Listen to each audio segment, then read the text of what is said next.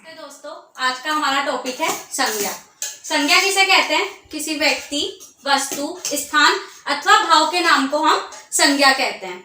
कोई भी व्यक्ति हो, जैसे राम, श्याम, सीता, गीता, किसी भी वस्तु का नाम, जैसे ये black board, marker, chair, table. स्थान कोई सा भी हो सकता है पर्टिकुलर, जैसे कोटा, बारा, जयपुर। भाव का मतलब क्या होता है? जो हमारे मन के भाव होते हैं, जैसे हंसना, रोना, खुश होना, ये सब क्या कहलाते हैं? हमारे भाव। तो इन सब के नाम को हम क्या कहते हैं? संज्ञा। अर्थात हम संक्षेप में कह सकते हैं किसी के भी नाम को हम क्या कहेंगे? संज्ञा। चाहे वो व्यक्ति का नाम हो, चाहे वस्तु का नाम हो, चाहे किसी स्थान का नाम हो, या कोई भी भाव हो, उन सबको हम संज्ञा कहेंगे। आगे देखिए, जैसे मोहन, सीता, फूल, मीठा आदि। जैसे कि मैं पहले बता चुकी हूँ, किसी भी नाम को, जैसे मोहन, सीता, वो लड़के का नाम भी हो सकता है और लड़की का नाम भी हो सकता है। फूल, मीठा, फूल, फल, फूल, सब कुछ मीठा, मीठा, खट्टा, कड़वा, ये सब क्या कहलाते हैं? संज्ञा कहलाते हैं। आगे देखिए, संज्ञा के प्रकार। संज्ञा कितने प्रकार की होती है? 3 प्रकार की। नंबर 1 व्यक्तिवाचक संज्ञा, जातिवाचक संज्ञा और भाववाचक संज्ञा। सबसे पहले हम देखेंगे व्यक्तिवाचक संज्ञा। व्यक्तिवाचक संज्ञा किसे कहते हैं? जो शब्द हमें किसी विशेष व्यक्ति, वस्तु, स्थान या जाति का बोध कराता है, उसे हम क्या कहते हैं? व्यक्तिवाचक संज्ञा। व्यक्तिवाचक संज्ञा में हमें बस ये ध्यान रखना है कि वो कोई भी विशेष व्यक्ति होना चाहिए, वस्तु होनी चाहिए, या फिर कोई भी विशेष स्थान होना चाहिए। जैसे कोई भी विशेष व्यक्ति, उसका एक नाम होना चाहिए, जैसे राम, श्याम, या फिर स्थान जैसे कोटा, बारा।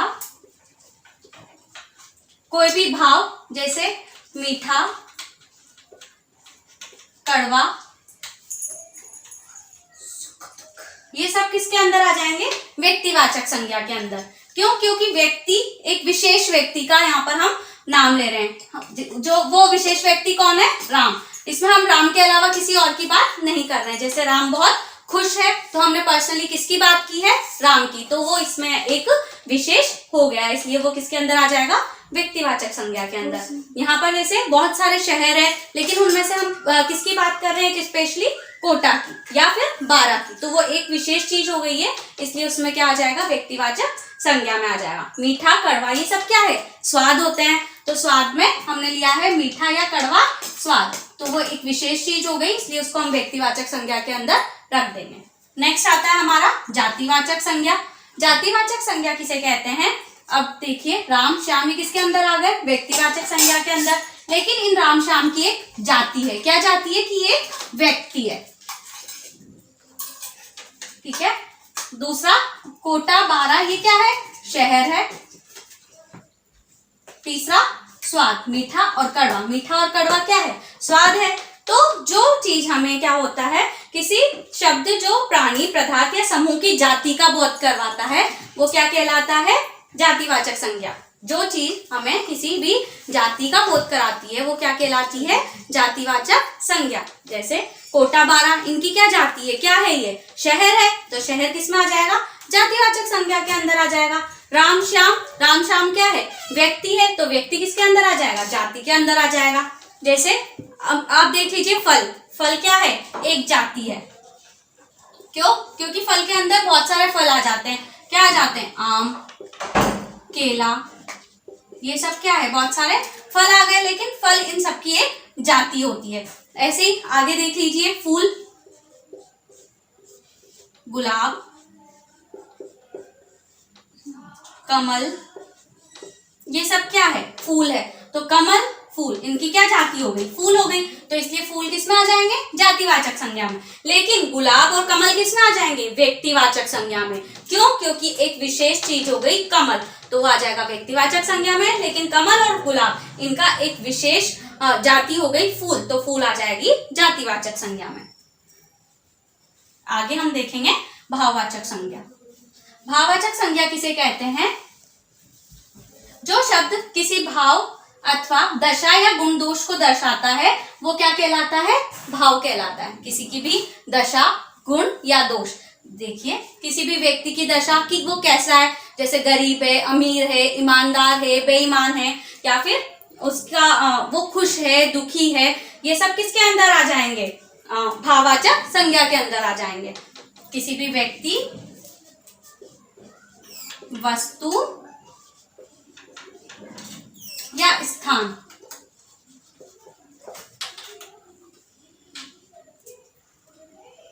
इनका जो भाव हमें बताते हैं वो क्या कहलाते हैं? भाववाचक संज्ञा कहलाते हैं। जैसे व्यक्ति, अब व्यक्ति में देख लीजिए, राम बहुत खुश है,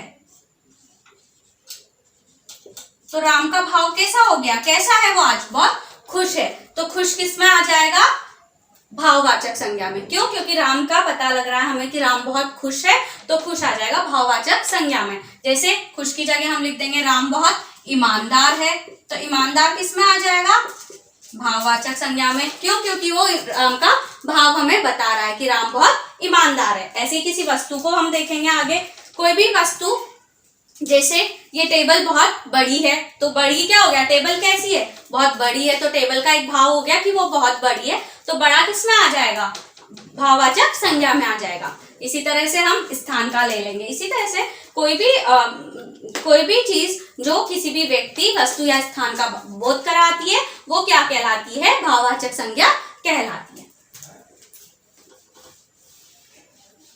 एक बार फिर से रिपीट करूंगी, किसी व्यक्ति, वस्तु, स्थान या भाव के नाम को हम संज्ञा कहते हैं। कोई भी व्यक्ति हो सकता है, स्थान हो सकती है या जगह हो सकता है, उसके नाम को हम क्या कहेंगे? संज्ञा कहेंगे। जैसे मोहन, सीता, फूल, मीठा आदि। दूसरा हमने देखा संज्ञा के प्रकार। संज्ञा कितने प्रकार की होती है? 3 प्रकार की। व्यक्तिवाचक संज्ञा, जातिवाचक संज्ञा और भाववाचक संज्ञा। व्यक्तिवाचक संज्ञा किसे कहते हैं? जो हमें किसी विशेष व्यक्ति का बोध कराती है, किसी विशेष जगह का बोध कराती है, किसी विशेष वस्तु का बोध करवाती है, वो क्या कहलाती है? व्यक्तिवाचक संज्ञा कहलाती है। जैसे राम, श्याम, गीता, सीता, कोटा, बारह आदि। आगे जातिवाचक संज्ञा, जो हमें किसी भी चीज की जाति का बोध करवाते हैं, वो जातिवाचक संज्ञा कहलाते हैं। जैसे आम, केला, बहुत सारे फल होते हैं, ये सब क्या है? फल है। तो फल किस, आम, केला, इनकी जाति क्या हो गई? फल। तो वो किस में आ जाएगा? जातिवाचक संज्ञा में। कमल, गुलाब, गेंदा, ये सब क्या है? फूल है। तो इन सब की क्या जाति हो गई? फूल। तो फूल किस में आ जाएंगे? जातिवाचक संज्ञा में। कोटा, बारा, झालावाड़, ये सब क्या है? शहर है। तो शहर क्या हो जाएगा? जातिवाचक संज्ञा। इस तरह से आगे हमने देखा भाववाचक संज्ञा। भाववाचक संज्ञा जो किसी व्यक्ति, वस्तु या स्थान के हमें भाव को बताता है, वो कैसा है कैसा नहीं है ये हमें बताता है, वो भाववाचक संज्ञा कहलाता है।